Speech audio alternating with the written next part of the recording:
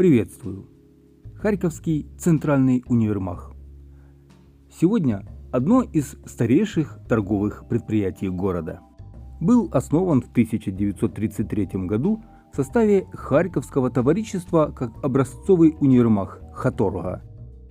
Место размещения Харьковского центрального универмага, или по-другому ЦУМа, определила 300-летняя история развития торговли в городе Харькове. На месте, где находится универмаг, более 300 лет назад стояла так называемая Рождественская башня первой Харьковской крепости, а эта местность называлась Острог. Площадь же в разные времена называлась Народной, Торговой, Павловской, а с января 1919 года площадь Розы Люксембург. В канун праздников на этом месте проводились Крещенская, Троицкая, Успенская, Покровская ярмарки. В советские времена здесь стояли торговые ряды, поэтому было принято решение на месте торговых рядов построить современное по тем временам здание универсального магазина, одного из первых в Украине. Архитектором первого проекта был Ленецкий. Под руководством архитектора Фролова в конце 1930-х годов универмаг расширили за счет соседнего дома по улице Университетской в конструктивном стиле. Каркасная структура без декоративных элементов, монолитный железобетон, стекло и металл.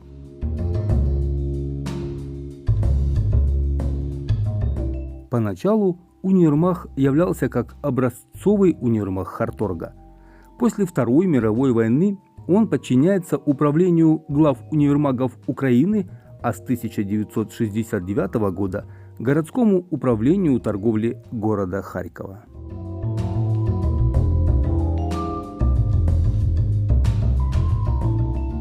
Вторая мировая война не пощадила молодое детище торговли.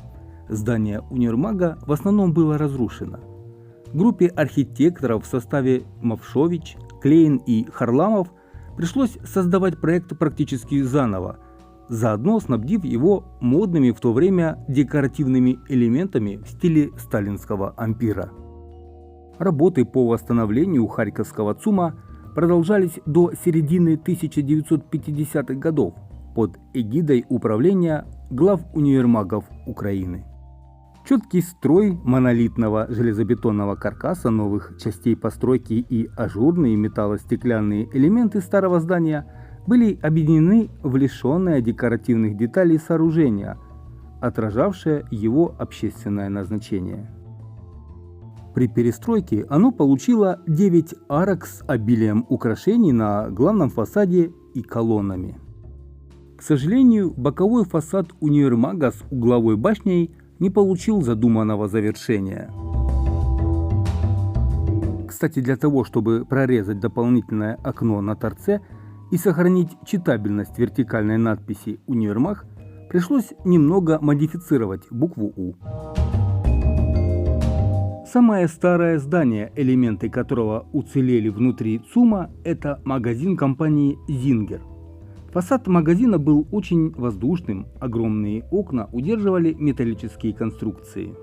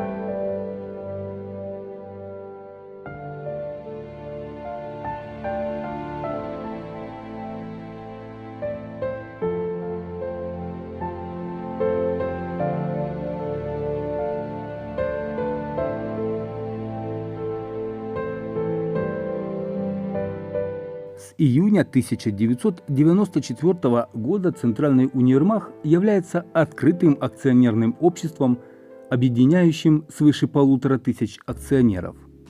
В 2007 году бурно обсуждали реконструкцию ЦУМа. Универмаг мог обзавестись новым центральным входом, овальной, семиэтажной пристройкой зеленого цвета. С чем скандальное строение только не сравнивали. Кому-то оно напоминало ракушку, а кому-то дулю. Хотя зодчие и разошлись во мнениях, впишется ли пристройка в архитектурный ансамбль города, большинство архитекторов все-таки сказали ей «да» на градостроительном совете, но ВОЗ и ныне там. Харьковский центральный универмаг прячет внутри себя следы построек разных стилей и эпох. ЦУМ – это памятник архитектуры, который является результатом нескольких реконструкций и поглощений других зданий.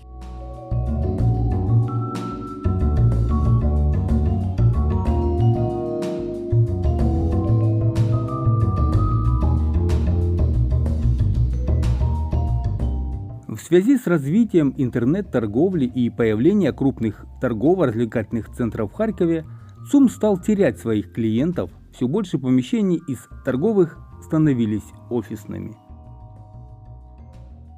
В 2021 году на первом этаже открылся кафе-ресторан «Молодость», дизайнеры которого сохранили оригинальные советские мозаики ЦУМа, а также поместили в центр ресторана автобус ПАЗ-672, внутри которого размещены столики.